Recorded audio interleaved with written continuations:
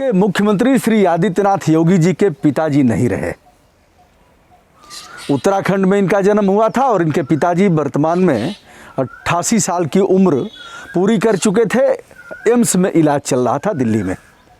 11:15 बजे उस समय सीएम साहब मीटिंग ले रहे थे 11 सदस्यीय टीम की, जो कोरोना वायरस से लड़ने के लिए टीम बनाई गई है। उसी समय पता लगा। स्वाभाविक है कि पिता की मृत्यु की सूचना सुनने पर आदमी असहज हो जाएगा। उसके बाद भी इन्होंने बैठक नहीं रोका। बैठक में आवश्यक दिशा निर्देश दिए और यह निर्णय लिया कि हम पिताजी के अंतिम संस्कार में नहीं जाएंगे। अब एक तो राजधर्म है और दूसरा जो संत धर्म है उसका, दोनों धर्म है एक साथ। दोनों धर्म का निर्वाह एक साथ कर रहे हैं। मना कर दिया कि हम नहीं जाएंगे। उन्होंने अभी कहा कि मेरे जन्मदाता हैं, पूर्वस्थली के जन्मदाता हैं और उन्होंने मुझे उत्कृष्ट संस्कार दिया, मुझे दृढ़ इच्छा शक्ति और काम करने की ईमानदारी, और यह हुआ। बहरहाल योगी आदित्यनाथ जी का यह आचरण स्तुत्य है। हम इस समय है, चूँकि वह नाथ संप्रदाय की मठ है, पूरे विश्व स्तरीय है, तमाम देशों के शिष्य हैं, गोरक्ष पीठाधीश्वर वर्तमान में है। तो राज सत्ता एक तरफ है और दूसरे तरफ धर्म सत्ता है। धर्म सत्ता के पीठाधीश्वर है और राज सत्ता के सीएम है, मुख्यमंत्री हैं।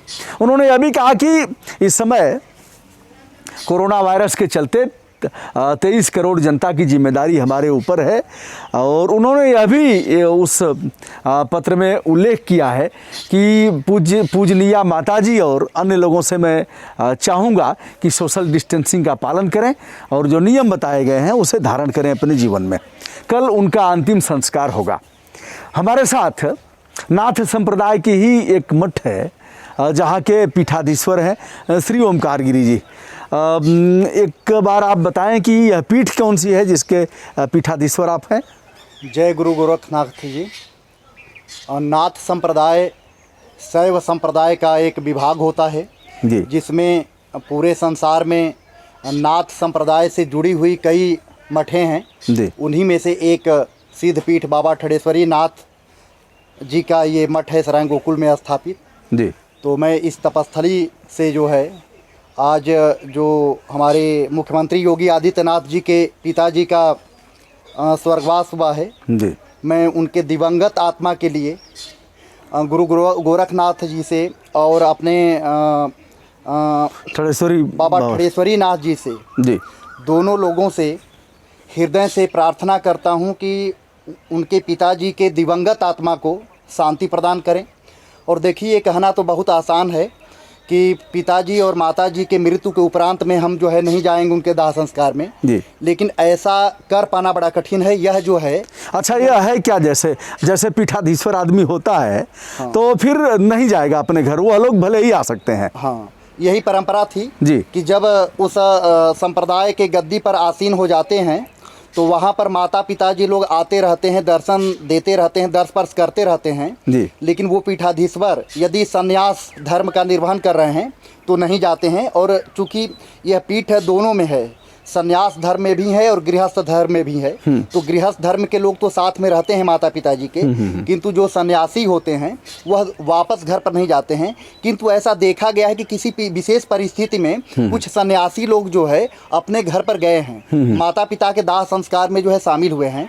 किंतु हमारे योगी आदित्यनाथ जी, वो कबीरदास जी का वो दोहा मुझे याद आ रहा है, साधु ऐसा चाहिए जैसा सूप स्वभाव, सार सार को गही रहे थोथा देह उड़ाए।